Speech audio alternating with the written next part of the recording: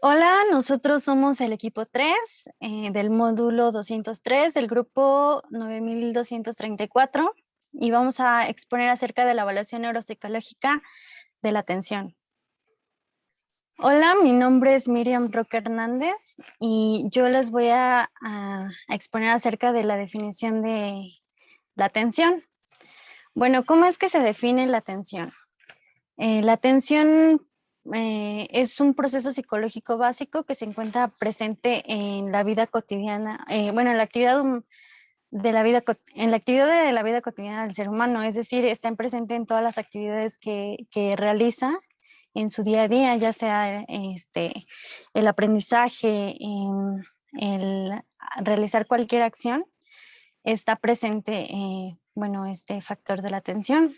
Eh, ha sido muy estudiado, entonces por lo mismo no se puede reducir a una sola definición. Existen diferentes definiciones ya que engloba diversos factores. Mm, algunos autores como Ríos y Periáñez la definen como la habilidad mental de generar y mantener un estado de activación tal que permita un adecuado procesamiento de la información. Permite la selección específica entre múltiples fuentes disponibles. También la atención puede ser de manera externa e interna. De manera externa nos referimos a lo que existe en la periferia, en el medio ambiente, lo que es visual, lo que es táctil, y la atención interna es lo que está relacionado más a los procesos mentales, a las emociones y a sí, a las representaciones en este factor. Hola, buenas tardes. Mi nombre es Rodrigo Zúñiga. ¿Por qué se dice que la atención es un proceso cognitivo básico? Bueno, según García y Ogueta, nos dice que al ser un proceso multidimensional, lo cual quiere decir que ocupa varios procesos dentro de nuestras áreas cerebrales y se complementa con otros procesos cognitivos, como la memoria, el lenguaje, la motricidad y el aprendizaje. Y esto implica que al ser, como indica, un proceso multidimensional, no es posible estudiarla de manera unitaria. Por eso, al momento de haber alguna lesión en algún área que conlleve la atención, se ven afectadas las otras áreas cognitivas como la memoria, el aprendizaje, eh, lo cual provoca que obviamente se genere algún retraso en alguna de estas situaciones. Por ello, es muy indispensable este proceso como tal. Hola, mi nombre es Itza Carolina Chenique Chávez y bueno, ahora vamos a explicarles un poco sobre los componentes o subprocesos atencionales que se explican de acuerdo al modelo de Solberg y Matter. Entre estos compuestos o componentes o subprocesos, pues tenemos el arousal, que es el primero. Este se refiere a que las personas pues tenemos la capacidad o habilidad de estar alertas y estar despiertos. Esto quiere decir que pues tenemos la capacidad de seguir órdenes y los estímulos que se nos estén presentando en ese momento a través de pues la activación general de nuestro cuerpo para poder pues estar activos y alertas. La siguiente pues va a ser la atención focal. Esta va a ser pues la capacidad que vamos a tener para poder poner toda nuestra atención focalizada en un solo estímulo específico y determinado. Y en este tipo de atención, pues no va a afectar el tiempo en el que tengamos que mantener esta atención. Y en el caso de que ocurra algún traumatismo craneoencefálico, pues puede ser recuperada esta habilidad en el corto plazo. Sin embargo, pues hay que tener cuidado porque puede darse casos en el que aparezcan falsos positivos que sean provocados por estímulos internos, como por ejemplo dolor o temperatura alta o diferentes tipos de estímulos. La siguiente. La siguiente pues va a ser la atención sostenida. Esta la vamos a conocer como la capacidad de poder mantener de manera constante una respuesta en un tiempo prolongado. es decir, una respuesta de atención en un tiempo prolongado, y esto se va a dividir pues en dos grupos, que va a ser el de la atención de vigilancia y la atención de control mental o de memoria operativa. La primera, que es la de vigilancia, pues se va a referir a que cuando estamos realizando tareas pues cognitivas, si la actividad nos requiere de mucha concentración y de detección específica, pues se va a referir a este aspecto de vigilancia. Y en el control mental o memoria operativa, se va a referir a las tareas en las que se requiere un mantenimiento y manipulación constante de la información de forma activa dentro de la mente de cada persona. La siguiente. En cuanto a la atención selectiva, pues con esto nos vamos a referir a la capacidad que tenemos para poder seleccionar información que sea relevante para poder procesarla, o también a seleccionar el esquema de acción específicos que sea el más apropiado para realizar alguna actividad. Esto se va a llevar a cabo mediante la reducción o la inhibición de la atención de unos estímulos mientras se están observando otros o mientras estamos atendiendo otros estímulos. Y pues es importante tomar en cuenta en este punto que puede haber alteraciones en algunos pacientes que generen distracciones por algún tipo de estímulos, ya sea internos o externos.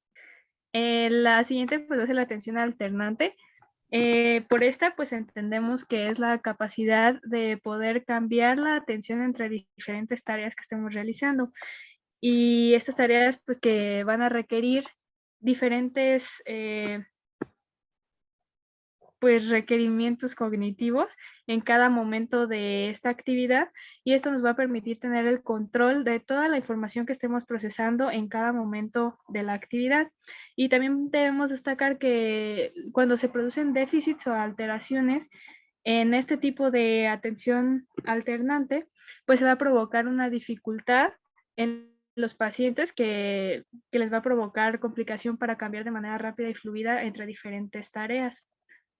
La siguiente. Y por último tenemos a la atención dividida, que esta se refiere a la capacidad que va a tener el individuo para poder atender de manera seleccionada a dos o más cosas o tareas al mismo tiempo. Y esto pues va a poder ayudarnos a distribuir todos los recursos atencionales y cognitivos y distribuirlos en diferentes tareas o en diferentes requisitos de una misma tarea. Incluso pues puede ser que se requieran este tipo de atención dividida en algunas situaciones que necesitemos hacer un cambio rápido entre diferentes tareas o entre la ejecución de tareas que sean más automatizadas o tareas que requieran pues más atención con recursos cognitivos. ¿Qué tal? Yo soy Manuel Carrasco y les voy a hablar de los lóbulos cerebrales que están implicados en la regulación atencional. En primer lugar tenemos el modelo de Posner y Petersen, que se basa en dos redes neuronales de acuerdo a García Ogueta. La primera, la red anterior, que su función es la selectividad atencional. Esto es como si fuera un switch en el cual nos permite estar enfocados en una actividad o en una acción, y de repente cambia su centro de atención o su enfoque. Esto es en el lóbulo frontal, la selectividad atencional y el control de la atención, indicando la iniciación o la inhibición de cierta respuesta. Se regula la atención principalmente en situaciones de demanda cambiante. Por otro lado, está la red posterior, que se encarga de la orientación visual y la atención focalizada. Están cuatro elementos involucrados: el córtex parietal posterior, que es el que hace que se desenganche de la atención de un objeto o de alguna zona; el colículo superior, que es la atención al movimiento en una zona o espacio específico; el núcleo pulvinal del tálamo, que es el enfoque preciso visual de la atención; los lóbulos temporales inferiores, que es el reconocimiento de objetos y de atributos en general. Por otro lado, está otro modelo que comenta Librini en otras dos redes: la red frontoparental o dorsal y la red frontoparental ventral. en el cual también están involucrados el círculo interparental y los campos oculares frontales en el caso del dorsal, y la unión temporoparental con el córtex prefrontal ventral. Esto es como los elementos conjuntados en redes. También hay algunas áreas que actúan de manera independiente, pero también en colaboración con otras. Por ejemplo, el área prefrontal, que es todo lo que es la supervisión o las funciones ejecutivas. El lóbulo parietal para la orientación, la integración y todo lo que es las habilidades que tenemos. El sistema reticular ascendente, que es la atención, la vigilancia, el estar alerta o la atención sostenida en combinación con el córtex cerebral, que se encarga de activarlo o desactivarlo. El hemisferio derecho predomina sobre el hemisferio izquierdo para los cambios en las diferentes fases de alerta. Esto es como dependiendo de la etapa o la fase que estamos teniendo en nuestra atención, va interactuando más el hemisferio derecho. Cabello. Y respecto de los tipos de prueba que emplean la atención visual, que evalúan la atención visual, pues tenemos varios, que entre ellas la prueba de tachado o cancelación, que se enfoca o mide la atención selectiva visual, y tenemos otras como son las de tarea de trazado, dibujo espontáneo, de reconocimiento de figuras, reconocimiento de caras, que son más de tipo visoespacial en virtud de que requieren que el sujeto realice un trazado en un espacio determinado. Respecto a la prueba de cancelación, pues esta consiste en presentar al paciente una serie de letras o figuras impresas que tiene que realizar tachado de acuerdo a las indicaciones que se le están dando, o incluso hay versiones de tipo auditivo que van mencionando cuáles son las letras, figuras que tiene que cancelar, y contra la medición del tiempo, por lo que el nivel de dificultad puede aumentar de acuerdo a la versión de la prueba de cancelación que se presente. Referente a por qué es importante evaluar las capacidades atencionales, hay que considerar que la atención, al ser una base esencial de la interacción del ser humano, dado que tiene relación con todos los procesos cognitivos, pues es esencial para sus actividades cotidianas. Sin la atención, pues no es posible aprender, no es posible interactuar, socializar, interrelacionarse con otros individuos, y por ende genera problemas, toda disfunción de la atención genera problemas que van a repercutir al ser excluido o ser considerado como con una discapacidad, y esto va a limitar las funciones del individuo en la sociedad, por lo que es necesario detectar esos fallos, esas limitaciones, para poderlos rehabilitar adecuadamente. Bueno, como número 7, tenemos la pregunta: ¿cuáles son los principales procesos atencionales que se ponen en juego en la ejecución del ejercicio de prueba de atención? Bueno, nosotros concluimos que uno de los procesos atencionales que están presentes durante esta prueba fue el aurusal, ya que, bueno,